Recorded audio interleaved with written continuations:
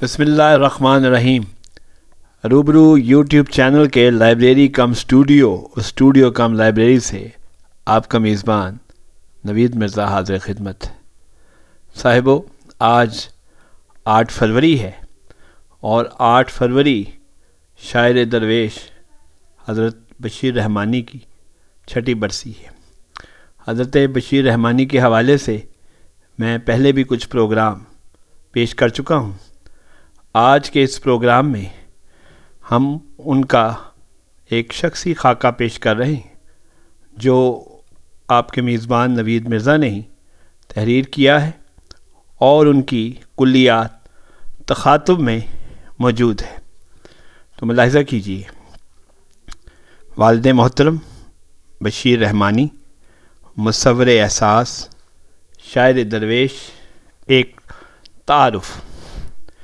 اس جہان فانی میں کون ہمیشہ رہا ہے؟ قدرت کا قانون اٹل ہے۔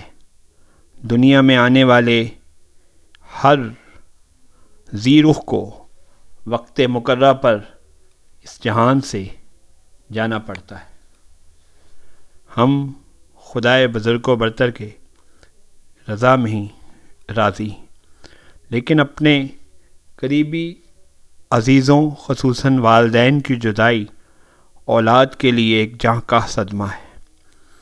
میرے والد محترم بشیر رحمانی طبعاً ایک درویش منش انسان تھے۔ ان کی شاعری میں بھی ان کی ذات کا عکس نمایاں دیکھا جا سکتا ہے۔ انہیں برسوں پہلے اپنی شاعری کی رنگا رنگی اور روایت و جدید سوچ سے ہم آہنگ کلام تحریر کرنے پر مصور احساس کے خطاب سے نوازا گیا تھا۔ والد محترم ایک شاعر اور ادیب کے طور پر پورے ملک میں اپنی شناخت رکھتے تھے۔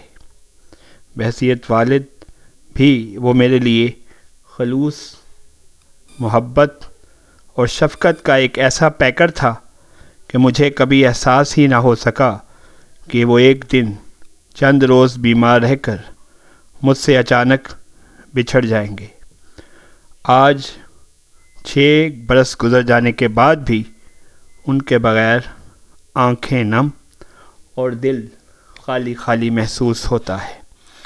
والد محترم اپنے سر پر سندوری رنگ کی صوفیانہ طرز کی ٹوپی سجائے جب گھر سے نکل تو چہرے پر سجی ہوئی مسکراہٹ اور لہجے کی نرمی لوگوں کو بہت متاثر کرتی تھی۔ گھر میں بھی ان کا رویہ بہت محبت والا ہوتا تھا۔ ان کے دوستوں کا ایک حلقہ تھا جو ہر وقت ان پر محبت کے پھول نچھاور کرتا تھا۔ والد محترم بشیر رحمانی 8 مارچ 1931 کو مشرقی پنجاب کے مشہور شہر ہوشیار پور کے محلے چوڑی گڑھا میں پیدا ہوئے۔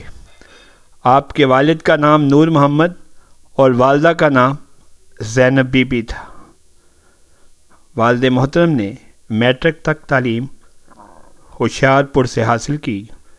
تقسیم پاک و ہند کے بعد وہ ہجرت کر کے پاکستان تشریف لائے، جہاں راستے میں انہیں جا بجا بکھری ہوئی لاشوں کے درمیان سے گزرنا پڑا۔ پاکستان آ کر انہیں سر چھپانے کے لیے مکان اور روزی روٹی کے لیے ملازمت کی تلاش کے لیے نکلنا پڑا۔ وہ کئی برس اپنے خاندان کے ہمراہ قریبی عزیزوں کے ہاں بھی رہے اور اسی دوران انہیں غالباً 1951 میں پاکستان ملٹری اکاؤنٹس میں ملازمت مل گئی۔ یوں وہ تقریباً 20 برس کی عمر میں برسر روزگار ہو گئے۔ یہاں یہ بات قابل ذکر ہے کہ ان کی والدہ اور میری دادی زینب بی بی ایک ذہین اور تدبر والی خاتون تھی۔ انہوں نے ہجرت کے وقت زیادہ تر سامان ہوشیار پور میں چھوڑ دیا، لیکن وہ اپنا زیور ساتھ لے آئی تھیں۔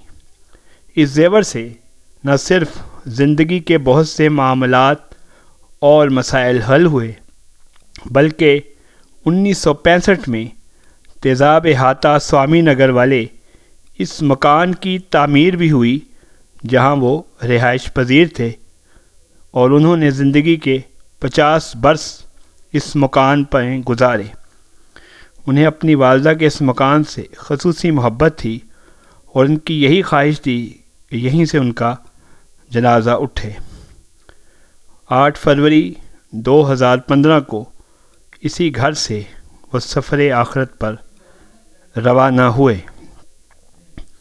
اس کے ساتھ ہی ہمارے پروگرام تعارف حضرت بشیر رحمانی کا پہلا حصہ اپنے اختتام کو پہنچا۔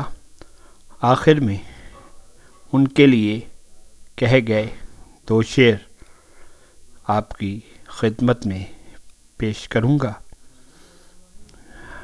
سبز گٹھری، عصا اور ایک چادر، کائنات بشیر رحمانی، لفظ در لفظ ایک دریا ہے، کلیات بشیر رحمانی۔ اس پروگرام کا دوسرا حصہ والد محترم کی ادبی سرگرمیوں کے حوالے سے ہوگا، جو کچھ دیر بعد نشر ہوگا۔ خدا حافظ۔